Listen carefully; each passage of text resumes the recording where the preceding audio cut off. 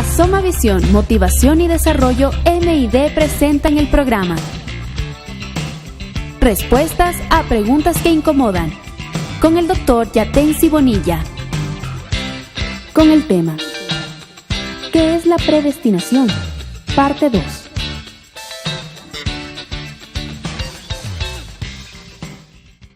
Estamos aquí nuevamente con ustedes en este su programa Respuestas a Preguntas que Incomodan con Yatensi Bonilla. ¿Cómo te has sentido, Yatensi, estos últimos días?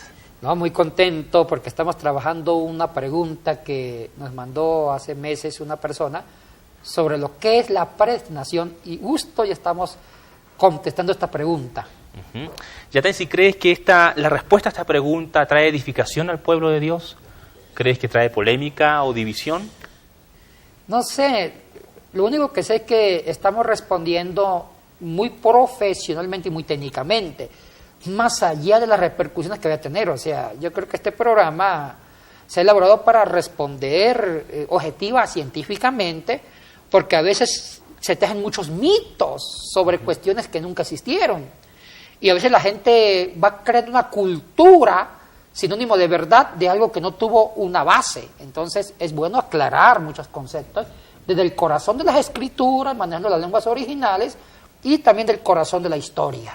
Respecto a esto, entonces, es importante señalar que el objetivo de Respuestas a Preguntas que Incomodan no es dividir, no es tampoco criticar, sino edificar a la iglesia, desde la pastoral, desde la académica, lo académico, con la verdad, con el profesionalismo que nos caracteriza al respecto. Nosotros como pastores y como teólogos, Yatensi, respetamos todas las tendencias, ¿verdad? Fue Karl Barth el que dijo, un teólogo que no sabe dialogar con otras teologías no puede ser llamado teólogo, ¿verdad? Nosotros respetamos a los de iglesias de tendencia de libre albedrío, a los de tendencia salvo siempre salvo y a los que están en la doctrina de la predestinación. Pero estamos respondiendo a esta pregunta que un televidente envió genuinamente con respecto a qué es la predestinación. Y para hacer un resumen del programa anterior, estuvimos viendo de que la palabra predestinación viene del griego, recuérdame la palabra. Proorizo. Proorizo, y proorizo significa etimológicamente llamar, convocar, invitar. O sea, Dios llama, Dios nos convoca, Dios nos invita a ser sus hijos. También dijimos en el programa anterior de que la palabra predestinación como tal no aparece en ningún texto bíblico. Aparece, repito, proorizo. ¿Quién entonces fue el que puso esta palabra en las Sagradas Escrituras? Depende aquí de los traductores.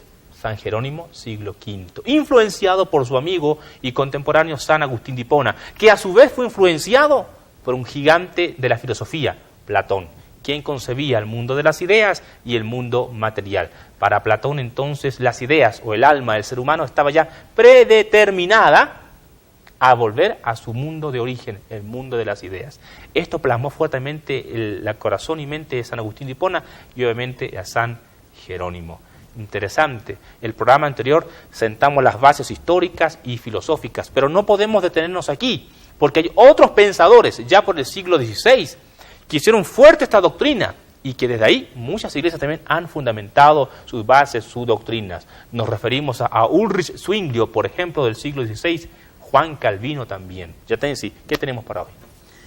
Sí, como usted ya lo mencionó, Gabriel, vamos a descubrir o a dialogar sobre los pensamientos teológicos de varios reformadores que también siguieron cristianizando esta doctrina que cristianamente nació con San Agustín de Hipona entre los siglos IV y V y que Agustín, como usted lo dijo en el resumen, lo tomó de Platón. Ahora, el catolicismo antiguo, Gabriel, hubo muchas discrepancias. Existieron grandes cristianos, doctores de la Iglesia, que siguieron la línea de Agustín y otros que no estuvieron de acuerdo con Agustín. O sea que Agustín sentó las bases para una polémica doctrinal posterior que hasta el día de hoy la vemos todavía reflejada. Ahora, miremos más en la Reforma. En el siglo XVI, cuando se da la Reforma, aquí una aclaración, la Reforma no la dio solamente Lutero, no, al mismo tiempo existieron varias reformas paralelamente con Lutero. Pero fue Martín Lutero el que históricamente clavó sus 95 tesis en la Catedral de Wittenberg y pareciera de que los historiadores han hecho de ese evento lo máximo. Bueno, lo que pasa es que los historiadores se focalizaron en Lutero, pero paralelamente a Lutero existió un Ulrico Zwinglio, Correcto. que es tan contemporáneo como Lutero, y los dos hicieron las reformas paralelamente. Pareciera que Ulrico o Ulrich Zwinglio ha sido opacado por la sombra de Martín, ¿verdad? En cierto sentido, sí, sí. Ahora, mire, la reforma protestante de Ulrich Zwinglio, o de Ulrico Zwinglio, fue fundamentado con una teología de la predestinación. Un momentito. ¿Tú estás diciendo que es Ulrich Zwinglio quien populariza esta doctrina? ¿No es Juan Calvino más bien, Yatensi? Bueno, Juan Calvino se inspiró en Zwinglio, un poquito posterior, porque históricamente primero es Zwinglio. Inclusive si vamos a ver la fecha de nacimiento y de muerte, ahí ya no lo dice todo, porque Zwinglio nace en el año de 1484. Un año después que Martín Lutero. Exactamente, y muere en el año de 1531. En cambio, Juan Calvino nace en el año de 1509 y muere en el año de 1564. O sea que realmente la teología calvinista fue inspirada por la teología de Zwinglio. Y esto es muy importante, Yatensi, porque en los libros de historia se suele ver a Juan Calvino como el padre de la doctrina de la predestinación, ¿no? Pero tú nos estás diciendo que es más bien Ulrich Zwinglio quien ya toma las ideas de San Agustín y de otros pensadores para escribir sus pensamientos. Mira, que hay una cosita. A veces los historiadores se enamoran de un personaje y escriben sobre ese personaje y lo da a entender que es el único. Y a veces no se focalizan sobre otros que ya existieron. Entonces yo creo que hay que recuperar la paternidad teológica de la predestinación protestante con Zwinglio, porque Calvino es un efecto de Zwinglio. Aunque también Calvino le dio otro giro, correcto, diferente, otra tendencia, otro foco, pero en sí la esencia la toma de Zwinglio, que Zwinglio tomó de San Agustín de Hipona y de una vertiente histórica. Aunque la predestinación de San Agustín de Hipona, como dijimos en el programa anterior, no es como la que se conoce hoy realmente, ¿no? Que unos son predestinados para salvación y otros predestinados para condenación. Me parece que en el pensamiento agustiniano estaban todos predestinados de alguna u otra manera a volver al lugar de origen. El alma se va con Dios. Hablemos de Ulrico Zwinglio, Yatensi, para entender su doctrina. ¿Qué mismo era él? ¿Quién fue? ¿Qué hizo? ¿Y dónde lo hizo? Zwinglio fue el reformador suizo de Zúrich y fue un humanista. Él perteneció a los círculos humanistas, como también perteneció Juan Calvino. El humanismo de la época moderna es muy importante.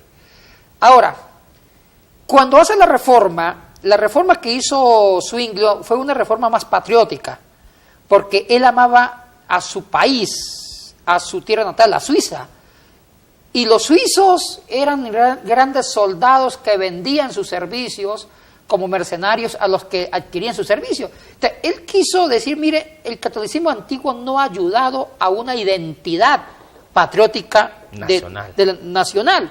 Entonces, él quiso dar autoestima a los suizos, decir, mire, ustedes no se vendan como mercenarios al mejor postor, ustedes tienen su propia identidad. Y por ahí él fue confesionando la reforma. Ahora, esto ayudó mucho la predestinación a este objetivo. O sea que Zwinglio más bien organizó y fue el gestor de una reforma protestante en Suiza, en Zúrich, pero más de tendencia política, vamos a decir. Y patriótico, y patriota. Ahora... Pero, y justamente, ¿qué tiene que ver eso con la predestinación? Para allá vamos, ¿no? Sí, justo para ese punto vamos. Él toma a Agustín, y usted ya lo aclaró. Agustín tuvo un concepto de predestinación más que todos se van a salvar. Más universal. Más universal. En cambio, Ulrico Zwinglio fue mucho más bipolar. Él dijo, mire, fundamentemos la predestinación en un tema muy importante, la soberanía de Dios. Ese es el fundamento de la doctrina de la predestinación de Ulrich Zwinglio. La soberanía, dijo él. O sea, Dios decide. Dios decide, porque Él es soberano. Y tomó un texto de las Escrituras en los Evangelios cuando dice, ninguna hoja de un árbol se va a caer sin el permiso y el perfecto control soberano de Dios. Porque aún los cabellos están contados, dice. Exactamente. Entonces, él toma esa parte de la Escritura y empieza a fundamentar su doctrina. Ahora, dice él, y mire que es lógico lo que dice Zwinglio, tiene una gran lógica, Es Gabriel. muy bíblico además. Sí, porque dice, mire, si Dios es soberano, una consecuencia de su perfecta omnipotencia, omnisciencia, Omnipresencia. y omnipresencia de su soberanía es que Él controle todo, Incluso el futuro. también el futuro y el comienzo. O sea, la soberanía de Dios genera un control perfecto de todos los acontecimientos históricos, desde antes y después. Cuando hablas de un control total, hablamos entonces que Dios, en el concepto de Zwinglio, tiene el destino de la humanidad ya fijado. Exactamente, porque si Dios no tuviera el destino de la humanidad, significa que no es omnipresente, omnisciente, Y ya no o Dios. sea que no hay una soberanía de Dios y ya no es Dios. Esa es una lógica para fundamentar Es un su pensamiento doctrina. muy genuino, ya te Y muy lógico. Y muy profundo además. ¿Sí? Entonces, bajo la omnipresencia, bajo, ¿cómo se llama? Todo el omnipresente, Omnisciencia. omnisciencia, o sea que Dios controla todo, lo controla Dios. Es por eso que Dios ya tiene dos tipos de personas en la salvación: los electos y los reprobos. ¿Y ese no fue un invento de Juan Calvino, más bien, esos No, términos? no, lo inventó Zwinglio. Qué interesante. Que Calvino lo retoma es otra cosa. Y tú sabes que a mí me gusta la historia y yo siempre había leído que era Juan Calvino el que inventa esos términos, los electos y los reprobos. Los electos que son los hombres destinados para salvación y los reprobos los hombres destinados para perdición. Pero tú dices que fue Zwinglio más bien quien Claro, inventa eso. pues Zwinglio. Que Calvino lo retoma los conceptos, lo depura y le da otro giro, es otra cosa, Gabriel. Entonces dice Zwinglio, si Dios tiene todo el control, o sea, es como la palabra antes, Zwinglio fundamenta la predestinación dentro De la soberanía. de la soberanía, esa es la palabra correcta, la soberanía. Entonces quiere decir que Dios desde antemano tiene dos grupos de personas: los electos que fueron elegidos, predestinados para la salvación, y los reprobos que fueron elegidos y predestinados para la condenación. ¿Dónde se basa bíblicamente Zwinglio? Se basa en Efesios 1:5 y en Romanos 8:29. ¿Podemos leer esos versículos? Claro. Bien, justamente acá tenemos el pasaje de Romanos 8:29, Yatensi. Vamos a Romanos 8:29. Dice: porque a los que antes conoció, también los predestinó, para que fuesen hechos conformes a la imagen de su Hijo, para que Él sea el primogénito entre muchos hermanos. El 30. Y a los que predestinó, a estos también llamó, y a los que llamó, a estos también justificó, y a los que justificó, a estos también glorificó. Ya te insisto, estos versículos están claritos, al menos en esta versión. Bueno, ya en el programa anterior dijimos que eso es una traducción más del texto latino, de la Vulgata Latina, que San Jerónimo ya creía en esa doctrina y la deposita en el texto griego. Tendría que ser prorizo. Ahora, si usted lo traduce con el término griego, ¿Cómo quedaría? sería, y sabemos que los que ama a Dios, porque los que antes conoció también los eligió, o los invitó, O los llamó. convocó, los llamó. Entonces, ya cambia el sentido. Y si aplicamos el prorizo, en el versículo 30 decía, y a los que Llamó, llamó, convocó, convocó, invitó. Entonces ya va cambiando el sentido escriturero. Pero claro, hay que ver que Ulrico Zwinglio lee el texto desde el texto latino, porque ya se había traducido al inglés, al alemán, a las lenguas de los Países Bajos, desde el latín, de la Vulgata Latina, a las lenguas vernáculas. Tenemos que recordar a los amigos televidentes que la Vulgata Latina, que fue creación de San Jerónimo, tuvo un gran impacto en toda la Edad Media, Sí, incluso sí. para los reformadores. ¿Sí? Porque todas las traducciones que se hicieron al español, al alemán, al inglés, fue del texto latino. Es decir, que estos reformadores, al parecer, no recurrían a los textos originales, sino que recurrían a la Vulgata pensando que era un texto original, y de hecho es una muy buena versión, pero vemos que tienen algunas complicaciones aquí, ¿no? ¿Sí? Mire, Gabriel, entonces, ¿qué pasa en el fondo? Con todos estos antecedentes, Ulrico Zwinglio va elaborando toda una teología de la predestinación desde la postura agustiniana y y fundamentado y sustentado por la teología de la soberanía de Dios. Dios tiene todo el control. Entonces, si Dios controla todo, también controla quiénes van a salvarse y quiénes van a condenarse. Dijo Zwinglio, me parece una incoherencia que Dios no sepa quiénes se van a salvar y que Dios no sepa quiénes se van a condenar. Desde ahí me parece con mucha lógica, pero Zwinglio se distancia de la postura primera de San Agustín, ¿no? En el concepto de la salvación universal, de que todos volvemos a Dios. ¿Por qué ¿Sí? se distancia Zwinglio? ¿Qué lo llevó a formular dos tipos de personas? Lo que pasa es que también Rudolf Zwinglio le está dando una dedicatoria al Papa, a toda la